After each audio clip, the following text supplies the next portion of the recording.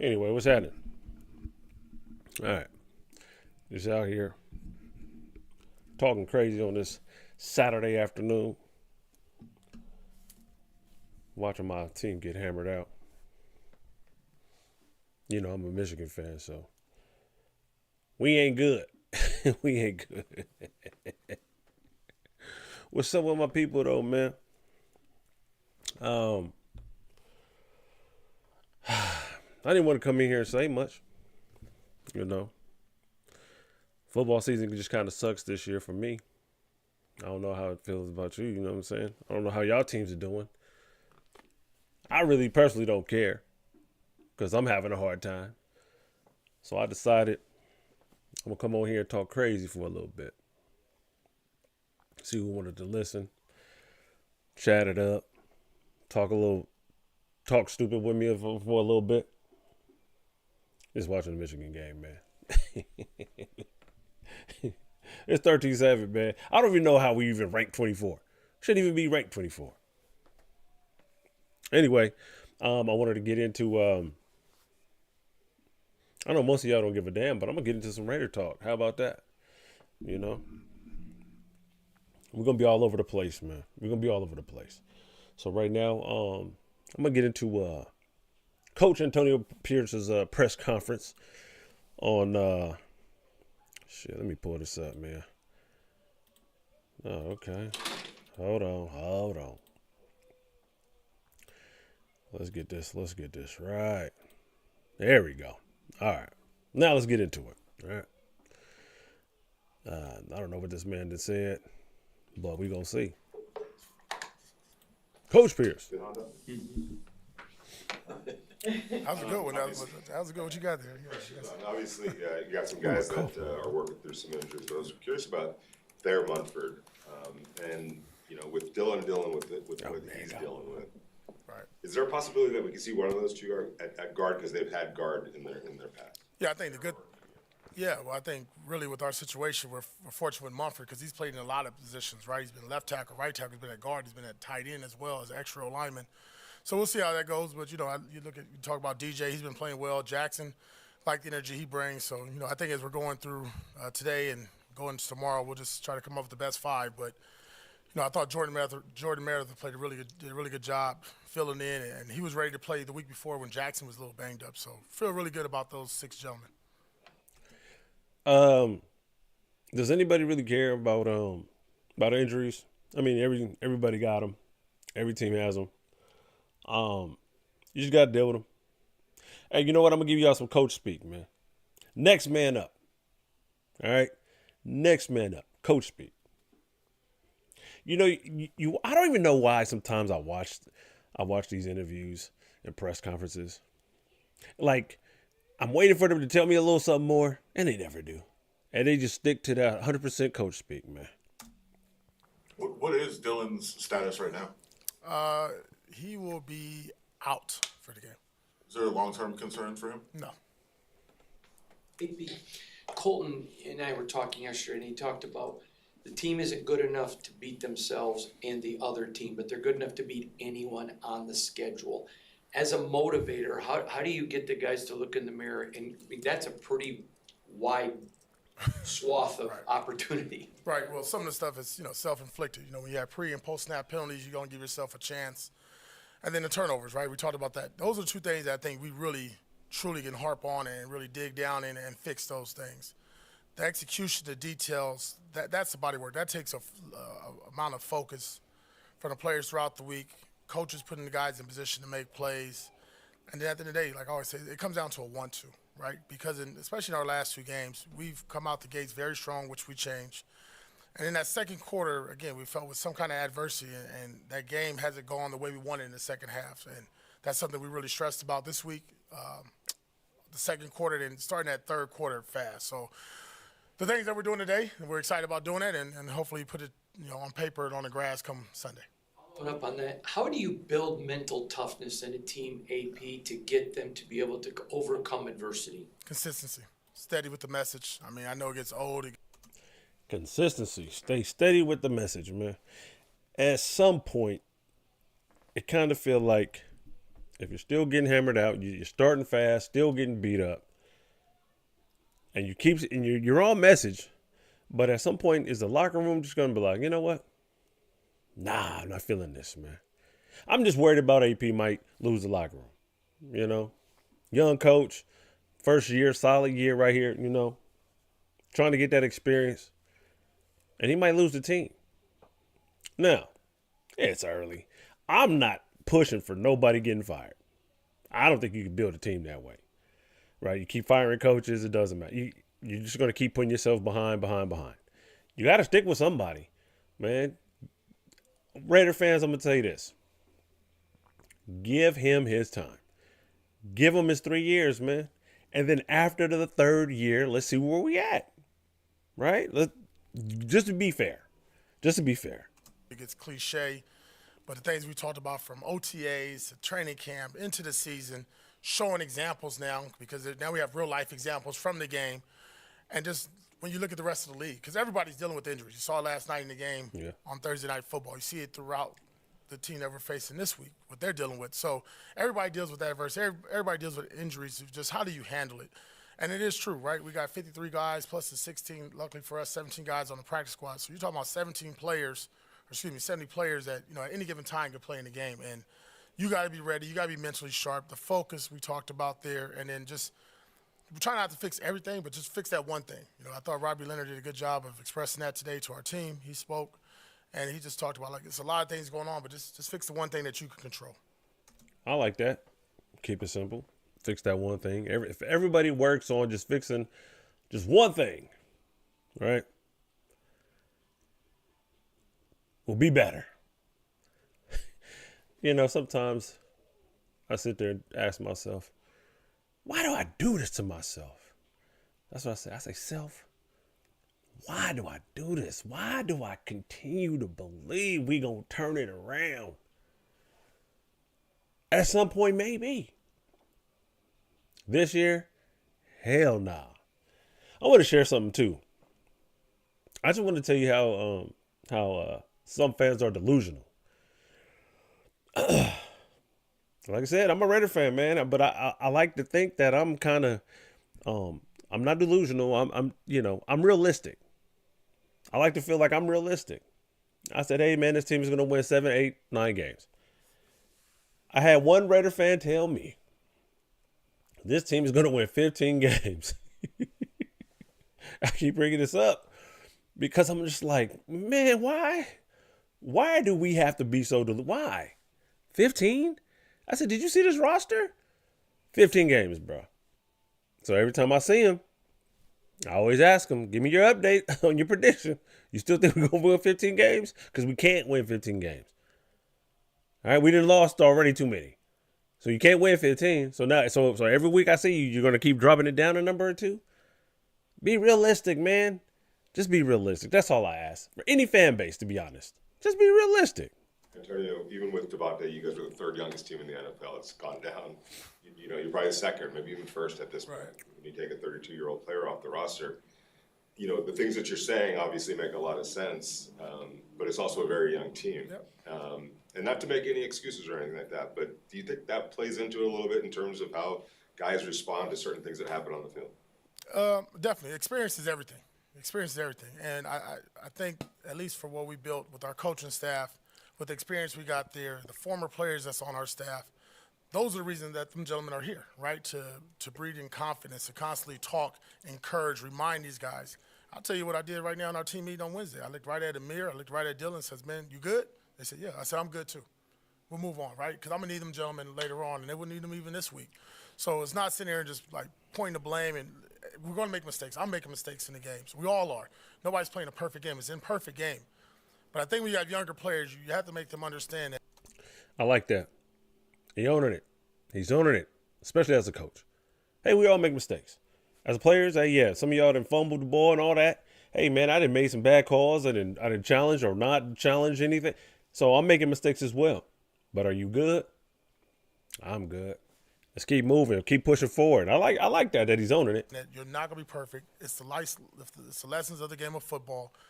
We just can't repeat them. And I think the only thing that frustrates all of us is when we repeat the same mistakes. Hey, man, sometimes you got to tell your kids, man, don't repeat the same mistakes, man.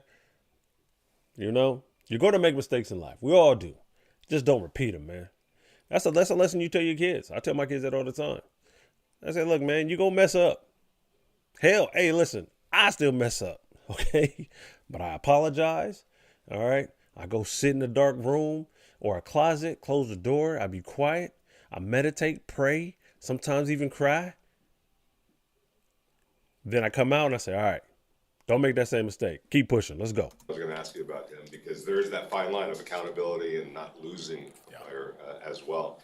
It sounds like you felt like there was probably a need maybe to go over there and, you know, bump the fist and say, hey, I'm all right, you're all right. Right. But how do you balance that line between that accountability and not wanting to let a guy just go into a shell at that point? Well, we can't. We're going to use him. We're going to use him again at some point. We drafted him, and when we drafted him, we had the belief that at some point he'll help us this season.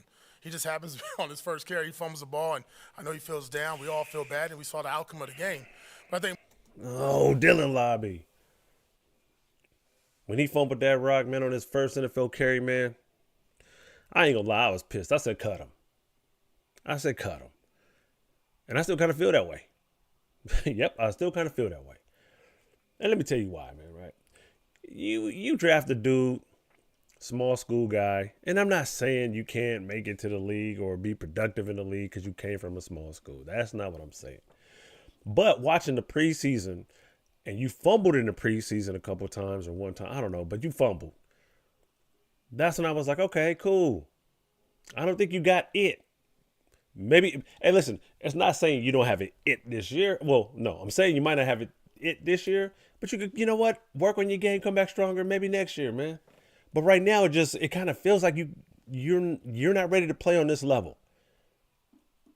All right, I'm just going off the fumbles from the preseason to the fumble in your regular season game, and then I'm sitting here like, hey, man, I'm looking at the coach. It's like, hey, bruh, what is he showing y'all? What is he showing in practice? He must be showing something in practice for him to still be around. But we don't never see it in the games. I believe he suited up for most of them. And now you give him a carry, and this is what happens. So what the hell going on, man? I know he's a rookie, man, but we're all frustrated. I'm frustrated. But that's what I'm saying. Like, what is he? What is he doing in practice to stay on this roster? I don't know, man. Y'all. Anyway, Antonio Pierce, please continue. and more importantly, is just understanding. And again, I think this is what helps me as a former player. That you're not going to be perfect. There's going to be mistakes, but you got to learn from them. When we do these ball security drills, you got to take them serious. And then when we get in the game, it's life or death now with the football. That's our bloodline, all right? That's how we get paid based on that football. So just making them understand it, but more importantly, the reassurance that I believe in them. And we drafted him to be a Raider, and we expect him to be a Raider and make Raider plays. So you believe in him. I'm cool with that, man, because you know what? Sometimes you can see something in somebody that no one else sees. I be seeing stuff like that. You know, like when you're talking to your kid and like you can tell like their confidence is a little off, but you can see something in them. Like you see that greatness that they don't even see for whatever reason. And you gotta pump them up, man. You gotta be their fan, man. You gotta be their, what's the dudes that be dancing on the stage? You gotta be their hype man sometimes, man. So I guess this is what Coach Pierce is doing. He's his hype man. I don't know. When you look at a guy like Jakobi Meyers, whether he's on the field Sunday or not, despite whatever he can do on the field now more than ever, how would you say as a leader he's going to mean more to, the receivers in that room? Yeah, one of the older. We just talked about one of the young team, and losing a 32-year-old receiver. Now we got a gentleman who's in his mid to late 20s. I think Jakobi, though, when you watch him, you really don't need to hear him speak. Just watch the body of work. Watch how he goes about practice, the meeting rooms, attentive, taking notes. Doing everything we ask, like I said, from run block and receiving, rushing, throwing the football, wherever it may be, Jakobi does it. And he does it with a smile. He loves the game of football. He loves the physicality of the game. And I think that's really good. Obviously, when you lose a player like we talked about, the next man has to step up. And not even that we needed somebody to leave the building, but Jakobi's always been that presence, right? You feel Jakobi when he's around you. That's real. I like Jakobi Meyers, man. Listen, he ain't no Devontae Adams. But hey, man, he's solid. He runs blocks. He catches pass. Like everything that Coach Antonio Pierce just said. He's like one of those do-it-all type of guys. Hey, I like him. All right, I like him. Give me more guys like that, man. Give me more guys like that. And I say that to say this. You know what? I don't say that to say this. I'm going to take that back. But give me more guys like that, man. How about that? Just give me more guys like that. Willing to sacrifice, put it out there on the line, man. Injuries, man. Please don't tell me, oh, our team ain't doing this because we injured. Everybody hurt. And this go for all the fan bases, man. Everybody hurt. Everybody got injuries, man. Stop telling me about injuries, man. I know about it. Everybody's hurt. If you go down everybody's roster right now and just go look at the injured list, you're going to see a lot of people banged up. You're going to see a lot of people missing practice, coming back from injuries, whatever it is. I don't know, man. I'm just venting, man. I'm all over the place. How's his ankle? What's the update with him? He's doubtful for right now. Right. No, he'll be off to the side. Coach, what do you think of Trey Tucker then kind of having to be the lead receiver in practice, potentially game day? How do you think he's handling that, and what do you expect from him? Yeah, well, last week was a big week, right, and for us, and we just didn't get the touches to him. Shame on us.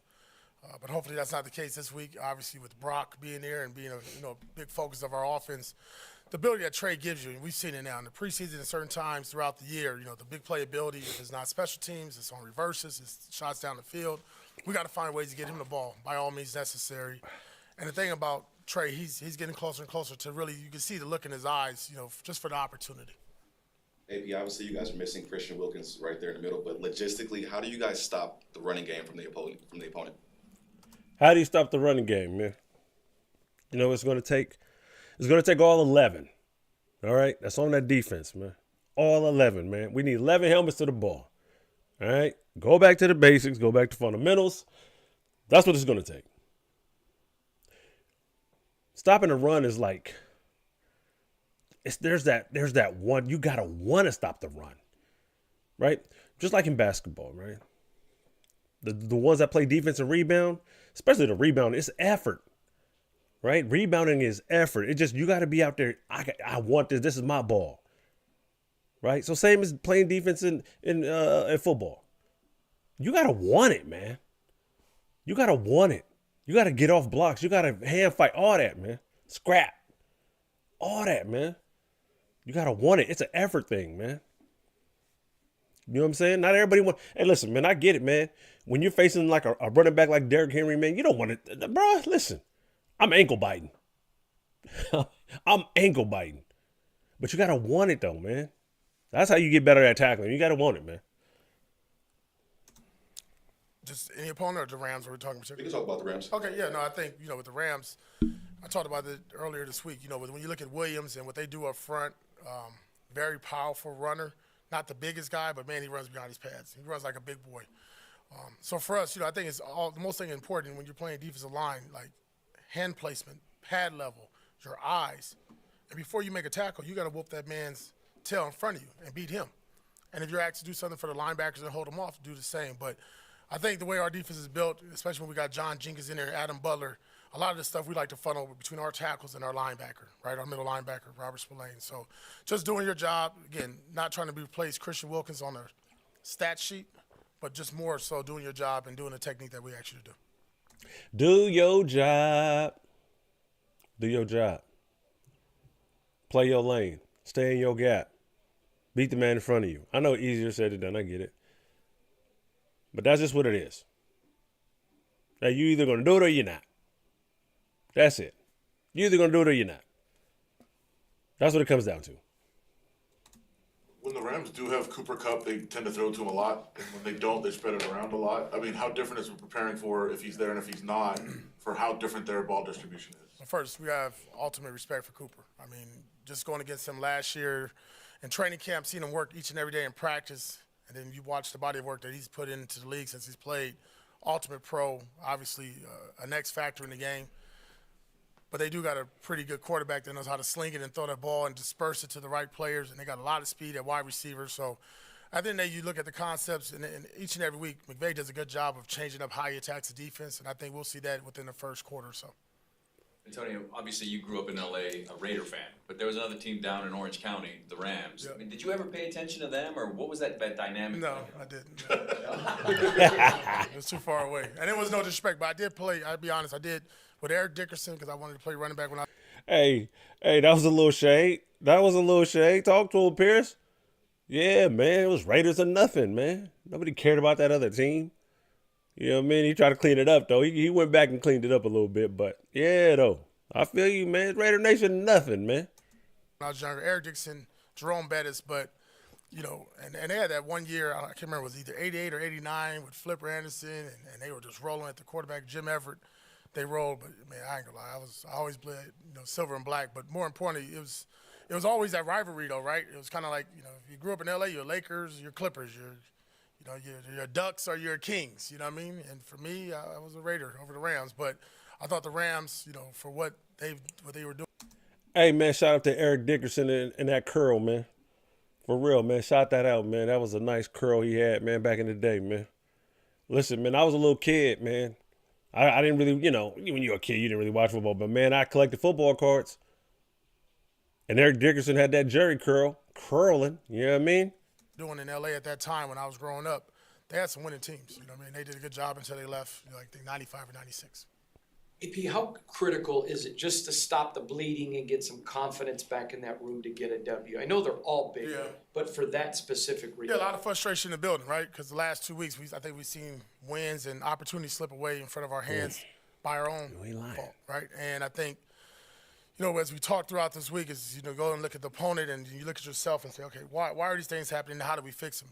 But more importantly, why when we have a lead or we have an opportunity to put our foot on somebody's throat, why are we not doing it? And again, I had to do a better job of getting our guys going for 60 minutes. Obviously, we're coming out the gate strong, but not even that, but along with the coordinators. And the players got to have that want to and that desire, right? And like we said, man, just squeezing everything that we got out of ourselves to make sure we come away with a victory. Hey, listen, that's it, really? Yeah, all that. All the above, Coach. Right? We need to win bad. This is hurting. This hurts, man. I'm going to tell y'all right now, man. I usually go to a couple games a year. Man, listen, with this product out there, I don't know if I'm going.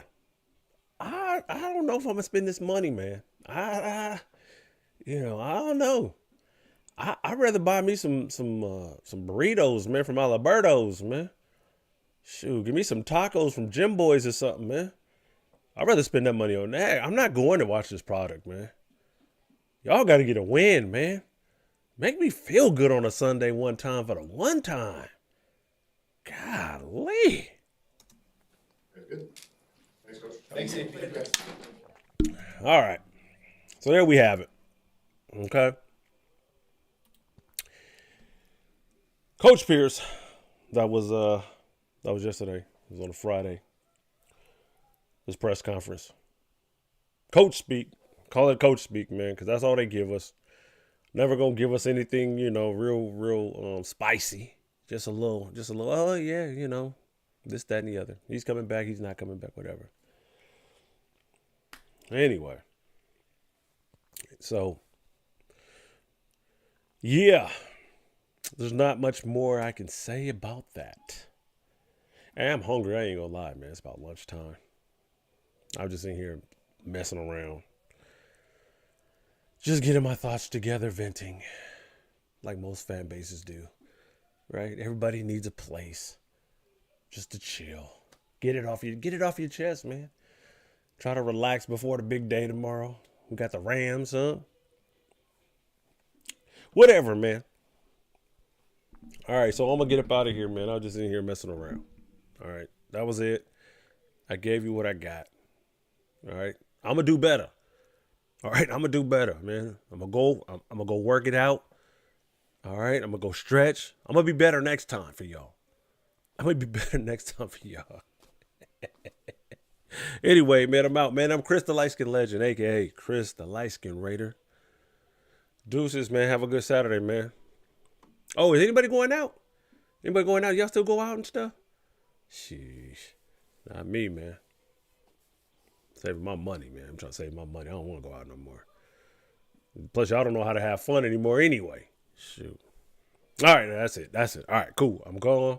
Have a good day. Peace.